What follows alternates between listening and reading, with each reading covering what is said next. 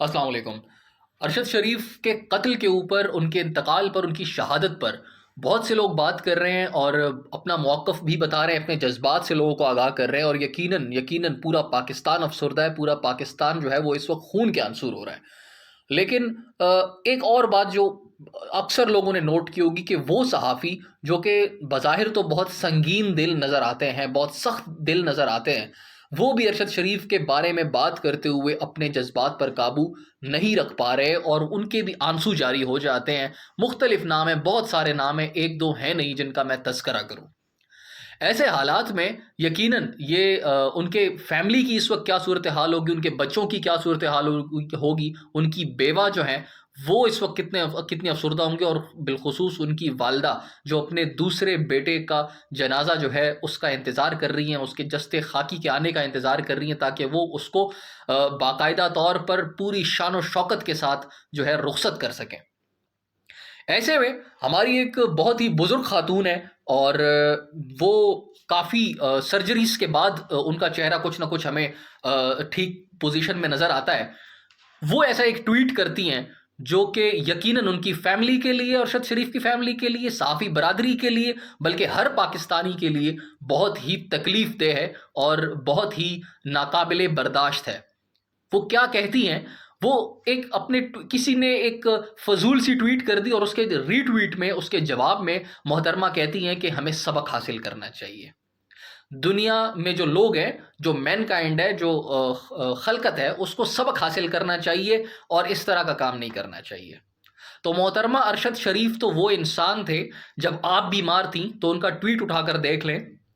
انہوں نے آپ کی صحت یابی کے لیے ٹویٹ کی تھی، دعائیں لکھی تھیں۔ جب آپ کے ایک جو وزیر ہے ان کو گولی لگی تھی، اس وقت بھی انہوں نے ان کی ریکوری کے لیے، صحت یابی کے لیے بھی دعائیں کی تھی۔ آپ کی والدہ جس وقت بیمار تھی، اس وقت ان کے آپ الفاظ دیکھے، انہوں نے کس الفاظ کے ساتھ، حالانکہ وہ تنقید بھی انہوں نے آپ پر کتنی کی تھی، لیکن وہ تو اس طرح کے شخص تھے۔ آپ میں ذرہ برابر بھی غیرت نہیں ہے، آپ میں ذرہ برابر بھی شرم نہیں ہے، اور آپ میں ذرہ برابر بھی احساس نہیں ہے۔ اور ایک بات یاد رکھیے گا، ارشد شریف جیسی شخصیت، ان جیسا کردار، اور ان جیسا اعتماد، ان جیسا حوصلہ، اور ان جیسے چہرے پر رونق، آپ 50 سرجریز اور بھی کروا لیں تب بھی آپ کے چہرے پر نہیں آ سکتی، کیونکہ یہ غیرت مند اور بہادر لوگوں کے چہروں پر اس طرح کی جو رونق ہے وہ ہوا کرتی ہے۔ ایک اور آپ کو بات بتا دوں کہ اس وقت آپ کوئی اپوزیشن میں نہیں بیٹھی۔ یہ علیحدہ بات ہے کہ آپ اپنے باپ کے ساتھ جا کر لندن میں بیٹھ گئی ہیں، چھپ کر بیٹھ گئی ہیں، نہ جانے آپ کو کس کا خوف ہے۔ ارشد شریف کے خلاف تو آپ کی حکومت تھی، آپ لوگوں نے اس کو مجبور کیا تھا کہ وہ یہ ملک چھوڑ دے، لیکن آپ پتہ نہیں کیوں بیٹھی ہیں۔ آپ میں اگر ذرہ برابر بھی غیرت ہوتی، دم ہوتا، تھوڑی ہمت ہوتی، تو آپ بجائے اس طرح کی بکواس لکھنے کے، آپ کہتی کہ بحیثیت ایک قوم، بحیثیت اس قوم کی حکومت، بحیثیت پاکستانی،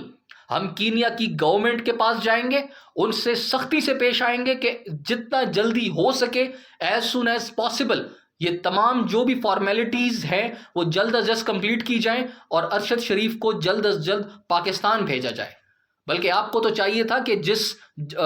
سرکاری جہاز میں آپ لوگ اپنے چور لٹیروں کو اٹھا کر یہاں پر حکمرانی کے لیے باہر سے لے آتے ہیں، فل فور وہ جہاز بھیجتے اور ان کو لے کے آتے، کیونکہ وہ اس قوم کے ہیرو ہیں۔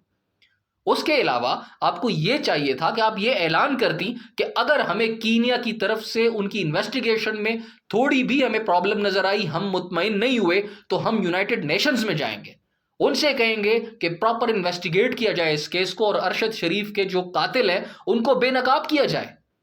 انٹرنیشنل کورٹ آف جسٹس میں جائیں گے، وہاں پر ارشد شریف کا مقدمہ ہم لڑیں گے، جہاں پر جو ہے کلبھوشن یادو کے لیے انڈین جو حکومت ہے وہ چلی گئی تھی۔